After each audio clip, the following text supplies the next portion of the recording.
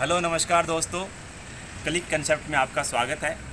जो 19 तारीख को यूपी पीएससी ने exam UP inter college lecturer का जो एग्ज़ाम करवाया था, उसी का पेपर हम डिस्कस करने वाले हैं और कट ऑफ वगैरह के बारे में बात करेंगे लास्ट में कि कितनी क्या रह सकती है इसकी कट ऑफ। तो हमारे पास जो पेपर है उसमें शुरुआत के जो 40 क्वेश्चन जीएस और जीके के हैं वो सबके लिए कॉमन है, तो उसी को हम डिस्कस करेंगे। हालांकि पेपर सर थोड़ा कठिन लगा है मुझे। जीएस का पेपर थोड़ा लेवल का पेपर था। हाँ, लेवल वाला पेपर था, और अगर आपने 2 या ढाई महीने जीएस पढ़ के पेपर दिया है तो मतलब आपको बहुत ज़्यादा कठिन लगा होगा। तो इस जीएस वाले पेपर में अगर 40 में से 20 से ऊपर भी आप कर रहे हैं, सही क्वेश्चन कर रहे हैं, तो आप अपने को मतलब अच्छी पोजीशन पे मान सकते हैं। तो आइए दोस्तों हम डिस्कस करते हैं। ये पार्ट बी है जो कि केमिस्ट्री का था, रसायन विज्ञान का। तो सीरीज बी का जो आपका एक जो पेपर होता है उसमें हम जो नॉन टेक के आपके थे 40 क्वेश्चन, वो क्वेश्चन डिस्कस करेंगे। तो आइए हम इसमें देखते हैं। हमारा जो पहला क्वेश्चन था कि which of the following article of directive principle of state policy directs the state to ensure Hindi वाले participation of worker in the management of industries. तो ये हिंदी में अगर इसमें पढ़ेंगे तो निम्नलिखित में से राज्य के नीति निर्देशक तत्वों का कौन सा अनुच्छेद राज्य को निर्देशित करता है कि वे उद्योगों के प्रबंध में कामगारों की सहभागिता सुनिश्चित करें। तो इसमें आपका आंसर होगा 20 सीरीज के हिसाब से मैं आपको बताऊं तो ए आंसर होगा। 43 ए जो आर्टिकल होता है वो इसका इसी से रिलेटेड है। और इसमें दूसरा क्वेश्चन है कि उत्तर प्रदेश विधान परिषद वित्त विधेयक को कितने दिन विलंबित कर सकती है।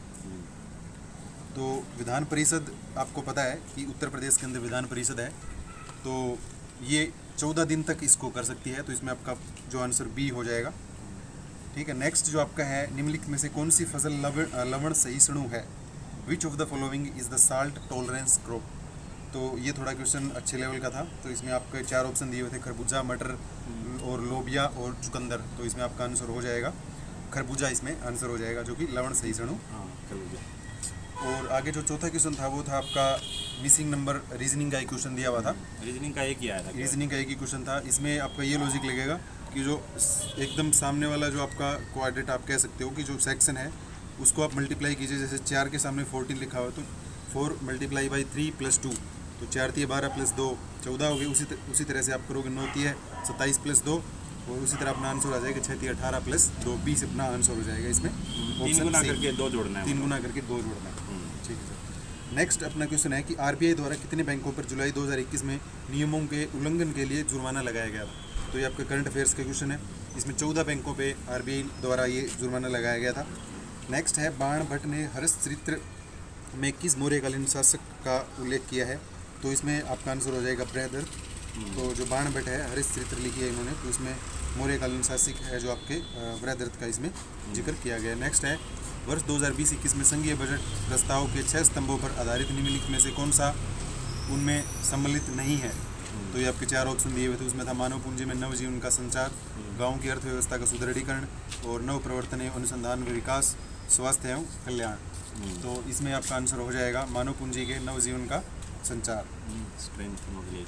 अच्छा, इसमें आपका आंसर होगा बी, स्ट्रेंथनिंग विलेज इकोनॉमी, गाँव की अर्थव्यवस्था का सुदृढ़ीकरण करना। तो ये संघीय बजट का प्रस्ताव जो 6 स्तंभों पर आधारित था उनमें से ये वाला नहीं था। बाकी जो आपके 3 ऑप्शन थे वो इसमें गांव की अर्थव्यवस्था की बात उसके अंदर नहीं की गई थी। ठीक है। नेक्स्ट आपका एक अच्छा क्वेश्चन था कि जो था कि असमानता वायरस वैश्विक रिपोर्ट 2021 प्रकाशित की गई है, वो किसके द्वारा प्रकाशित की गई है। तो ये बहुत अच्छा लेवल का क्वेश्चन था। इसमें आएगा ऑक्सफैम के द्वारा जो इसको प्रकाशित करता है, ऑक्सफैम संस्था है। नेक्स्ट जो है, उत्तर प्रदेश में मयूर संरक्षण केंद्र निम्नलिखित में से किस स्थान या जनपद में स्थित है। तो इसमें आपका आंसर हो जाएगा मथुरा। मयूर संरक्षण केंद्र जो आपका कहाँ पे है, मथुरा के अंदर स्थित है। नेक्स्ट आपका है, वह कौन सा प्रथम मुगल बादशाह था जो अंग्रेज़ों का पेंशन भोगी बना था। जो प्रथम मुगल बादशाह था जिसको अंग्रेज़ों के द्वारा पेंशन मिली थी, तो आपका शाह आलम इसमें आंसर होगा। ये भी अच्छे लेवल का क्वेश्चन था। नेक्स्ट है, निम्नलिखित में से कौन सा एक उत्तर प्रदेश का लोक नृत्य नहीं है। तो इसमें आपके 4 आंसर दिए हुए थे। इसमें था सिग्मो, गोडे, मोडनी और जैता।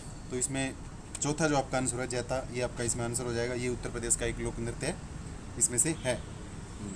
अगला क्वेश्चन है, मध्यकाल में उत्तर प्रदेश के किस जनपद को शिक्षा का केंद्र होने के कारण सिराज हिंद कहा गया था।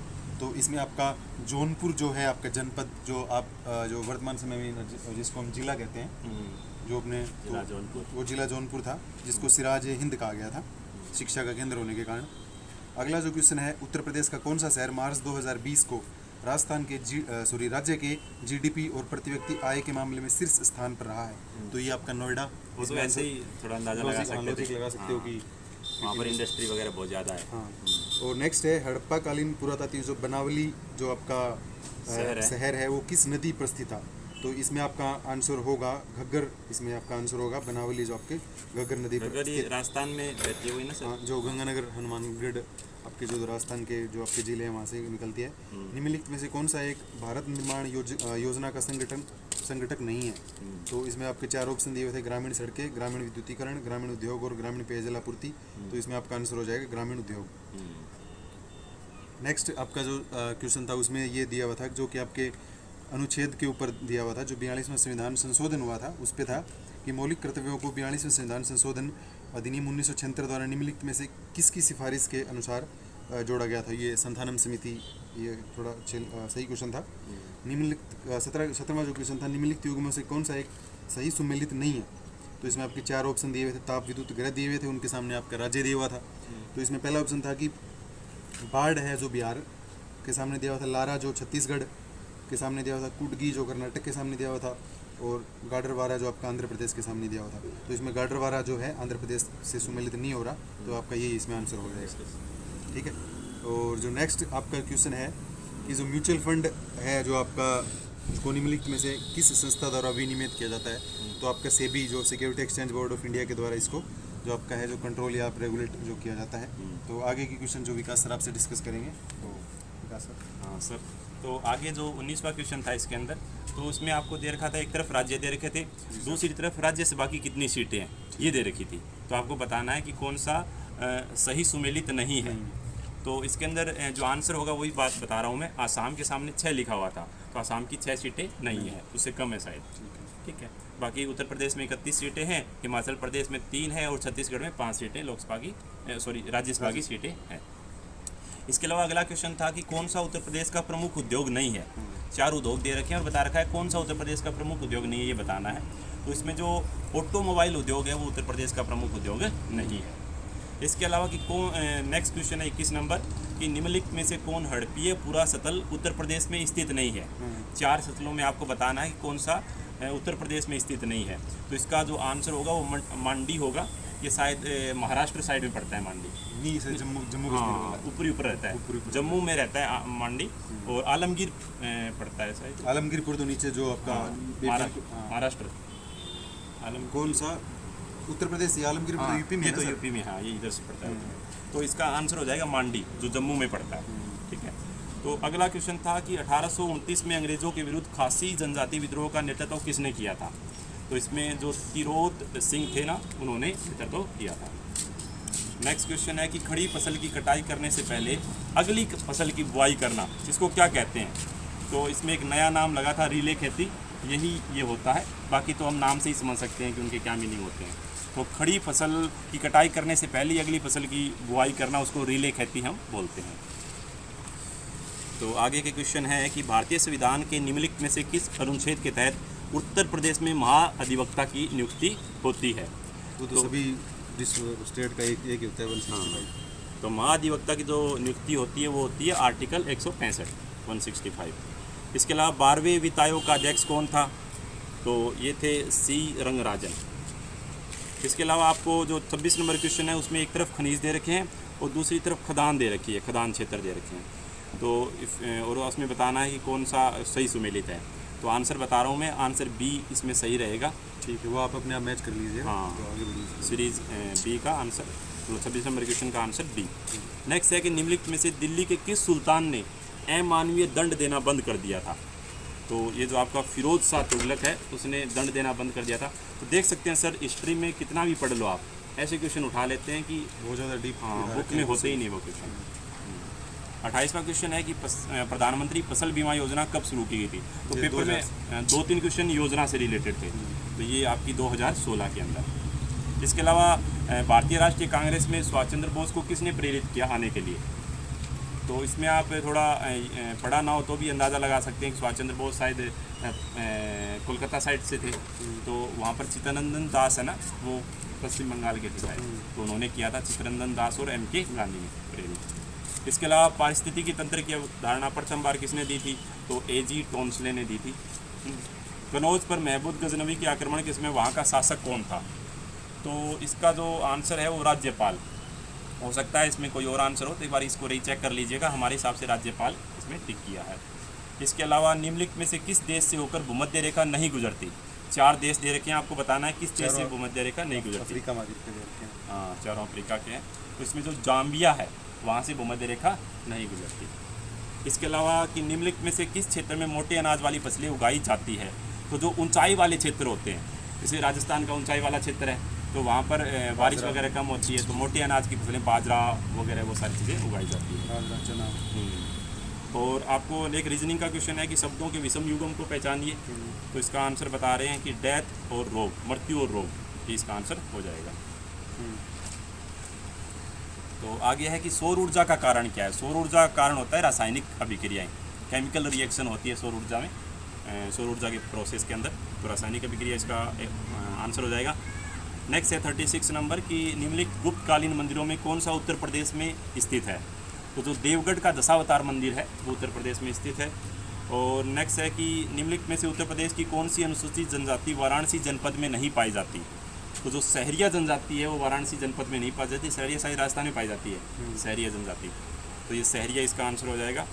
और नेक्स्ट है कि बैंकों में उपभोक्ता सेवाओं में सुधार का सुझाव देने के लिए कौन सी कमेटी का गठन किया गया था, तो ये थी गोईपोरिया समिति। गोईपोरिया समिति इसका आंसर होगा। ये कमेटी उपभोक्ता सेवाओं में सुधार के लिए की गई थी बैंकों के लिए। और GST परिषद का अध्यक्ष कौन होता है, फाइनेंस मिनिस्टर। हाँ, फाइनेंस के अंदर ये वित्त मंत्री या finance minister, union finance minister होता है, वो इसका अध्यक्ष होता है। और लास्ट क्वेश्चन था इसमें कि भारत के कुल भौगोलिक क्षेत्रफल में उत्तर प्रदेश का भौगोलिक क्षेत्रफल कितना प्रतिशत है, तो ये इसका आंसर हो जाएगा। हाँ, आंसर हो जाएगा 7.33, इसमें आपका आंसर हो जाएगा। तो दोस्तों ये हमने डिस्कस करे हैं कि जो आपके 40 क्वेश्चन थे नॉन टैग पार्ट से, तो उनका आंसर हमने आपको बताया है, तो आप उनसे मैच कर लीजिए। और हमने ये जो आपका पार्ट वो कह सकते हो कि सेक्शन जो आपका B जो आपका कोड था उसको डिस्कस करा है। तो इसके साथ जो इसका पार्ट A जो टेक्निकल वाला पार्ट है केमिस्ट्री, उसका आपको एक अलग से वीडियो मिलेगा, तो उसके भी आपको पूरे सबका आंसर बताया जाएगा। तो इस वीडियो में जो कॉमन क्वेश्चन थे, जो सबके लिए कॉमन है, सबके लिए कॉमन है, वो हमने बताए हैं, उसके आंसर बताए हैं, थोड़ा बहुत डिस्कशन किया है। और पेपर ओवरऑल आपका थोड़ा कठिन ही था, कठिन ही कहेंगे इस GS वाले पार्ट को, ठीक है। तो कट ऑफ इतनी ज़्यादा नहीं रह जाएगी, ठीक है। तो अब सेकंड वीडियो हमारा जो केमिस्ट्री का आएगा, उसमें केमिस्ट्री के लिए हम स्पेशल बताएंगे कट ऑफ कितनी रह सकती है केमिस्ट्री वालों के लिए।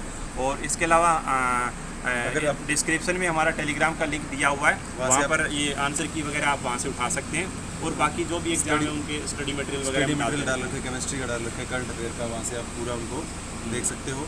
और कट ऑफ का अगर इसमें आपके 40 में से अगर 20 क्वेश्चन के आसपास आपके बैठ रहे हैं, तो इसमें से आपका अच्छा क्वेश्चन माना जाएगा नेगेटिव हटा के। तो आशा करते हैं कि वीडियो आपको अच्छा लगा होगा। ज़्यादा से ज़्यादा दोस्तों के साथ वीडियो को शेयर कीजिए और हमारे चैनल को आप सब्सक्राइब कर लीजिए, ताकि आने वाली वीडियो का नोटिफिकेशन आपको सबसे पहले मिल चुके। और केमिस्ट्री की जो टेक्निकल पार्ट है उसका वीडियो हम अभी आने वाले समय में 1-2 दिन में आपको मिल जाएगा। तो इसी का धन्यवाद। जय हिंद, जय भारत।